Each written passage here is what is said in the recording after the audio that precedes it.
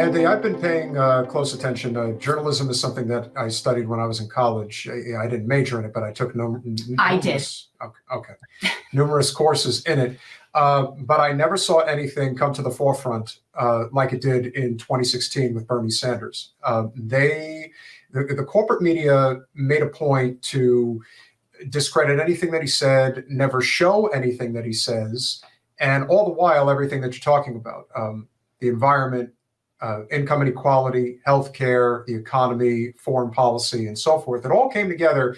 And his message was populism from the left, which, as we have seen for many a generation, going back to, obviously, JFK's assassination, that they will move heaven and earth to stop real free thought that would be beneficial to the masses at large from ever reaching a crescendo where change could actually happen. I think when people look at censorship in the broad stroke, they really need to look at what happened over the course of that, what I would say, year to year and a half period, where Bernie garnered a significant amount of momentum, and he really was a maverick, if you will, of sorts as a political candidate. He really wasn't playing to the whims of the Democratic Party establishment. And at that time, I got it, but I think that there were millions upon millions of people that would have gotten it too, had they been able to hear it without it being censored at the level that it was censored at.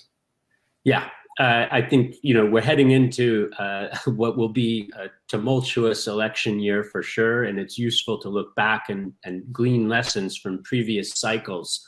And certainly there are many from the 2016 cycle. Just picking up on what you say, right, it was corporate news media who have essentially marginalized Sanders and the Sanders campaign. It was independent news media, and Project Censored covered this story as one of our top stories in that year's yearbook. It was independent news media who basically broke the story that the DNC made a backroom deal that they would run Hillary Clinton, right, as their nominee. And that was in face of all kinds of polling evidence showing that, especially among young people, Sanders was polling so much better than Clinton was. But again, that story of basically DNC people saying it's all right. If we want to go close the door, light up cigars, and decide who the nominee will be, we can do so. Oh, yeah. It was independent journalists who covered that story and broke that story, not their corporate counterparts. One more parallel on this, third-party candidates in this country. We have a two-party system, or probably a broken two-party system, if we were to go into my personal opinions. But there will never be viable third-party candidates if news outlets don't cover those third-party candidates. And I just want to give a shout out to Democracy Now!, the independent radio program Democracy Now!, who one or two election cycles ago, and they'll probably do it again this year, when there are the debates going on among the candidates, they run a parallel program with all the third-party candidates included in the debate, who are typically excluded because the RNC and the DNC run the debate platform as a televised phenomenon. And so, again, back to definitions of censorship, things that interfere with the free flow of information and perspective that we need to be fully informed. Third-party candidates won't be viable if the American public don't know who they are and what they stand for. Yeah, well, they like to have circus. They like to have political circus. It's so much more interesting for most people to watch than an actual debate. I don't ever watch the debates because they haven't had actual debates since, I don't know, League of Women Voters, maybe. Yeah, but I mean, this is just nonsense. I mean, so a real debate among serious people having a discussion of policy, that wouldn't sell. The ratings would be horrible. They can't have that, So. However, I think if there was let's just say, fast forward, 8-9 months from now, and there is a situation where there could be, even if it's covered on independent media, between RFK, Dr. West, Jill Stein, possibly, a Libertarian Party candidate. Is there a no party or no label? That's labels. I don't know.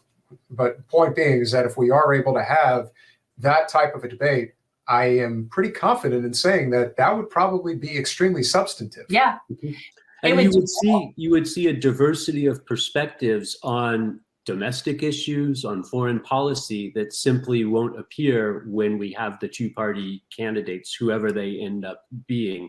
That's been made utterly clear. Like, there's a brilliant senior thesis, PhD dissertation waiting to be done by someone who would go back to look at the Democracy Now! Debates as they broadcast with third-party candidates and compare the range of perspective and diversity of policy potential raised by third-party candidates compared to the relatively homogenous. And to me, this just reiterates something that I often say about news media, and maybe media more generally, is when we lack a diversity of ownership and producers, it's not surprising that we find a lack of diversity in content, right? There is, although it's difficult to kind of establish, my training is as a sociologist, and so it's difficult to establish the precise causal linkages from ownership to content. In some cases, you can do it. When Jeff Bezos owns the Washington Post, those causal linkages are a little bit easier to suss out.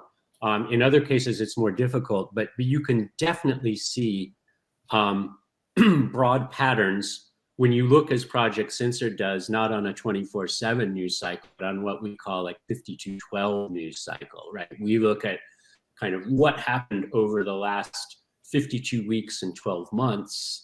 And the project has been around long enough now that we're able to look over a period of decades and see these patterns in kind of blind spots and blockaded issues and marginalized voices. Thanks for watching. If you want to support our mission to transform politics into service, please like this video, subscribe, follow us on social media, and consider joining our Patreon, where you'll get early access to our interviews as well as other exclusive content. Links are in the description. Peace out.